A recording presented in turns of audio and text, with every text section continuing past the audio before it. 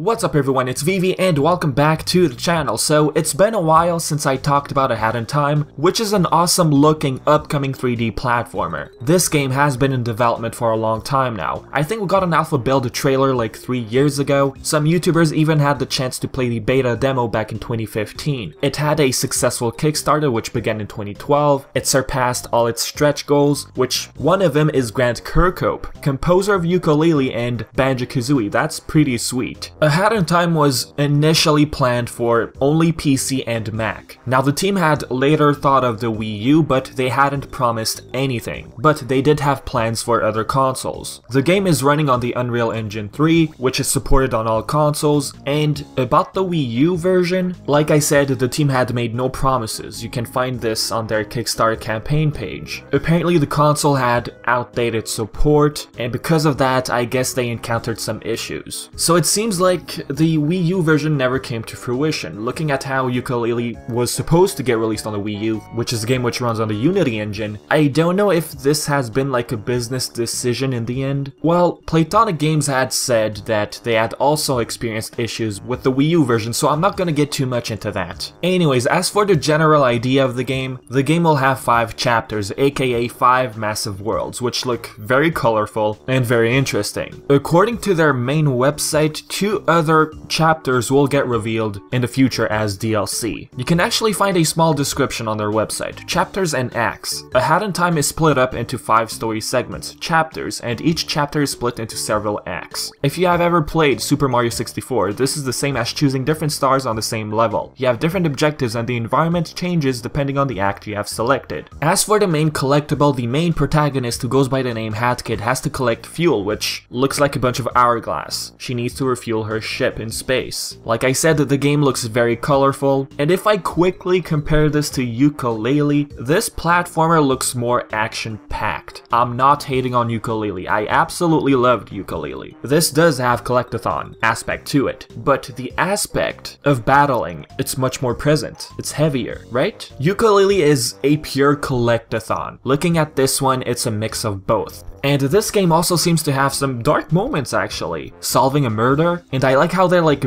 actually putting in missions instead of just exploring this massive world. Well, you do have to do some exploring, but there are some segments in the game which involve just this one particular mission. As for the gameplay, it looks fast-paced. The platforming aspect in the game is very evident. Well, of course there's platforming, the game is a platformer, right? But what I'm trying to say is, there seems to be a lot of mechanics in this game, like a bunch of things to do. Now, as for the E3 trailer, apparently a YouTuber who goes by the name ProZD did the voiceover, the narrating, which is pretty interesting. Other than that, guys, I think this is pretty much it. Now, this game is being developed by Gears for Breakfast. It's going to be priced at $29.99 US for the full game. Is it going to have physical copies? I don't think we've had any word on that yet, but it's only planned for digital for now. Now, I know what many of you are wondering right now. What about the Switch version? No, we're not gonna get a Switch version, but they've considered it before. They even tweeted this. Someone asked a question about the Switch version. Nope, we need dev kits to even consider Switch. We've asked Nintendo America, but no reply. Show them there's interest. So who knows, guys, what time maybe we might get a port to the Nintendo Switch. The game is now planned for the PS4, Xbox One, PC, and Mac, and is going to get released in fall 2017. We don't have a precise release date yet. But looking at this game, guys, looking at how I enjoyed Yooka-Laylee, I'm definitely gonna pick this up.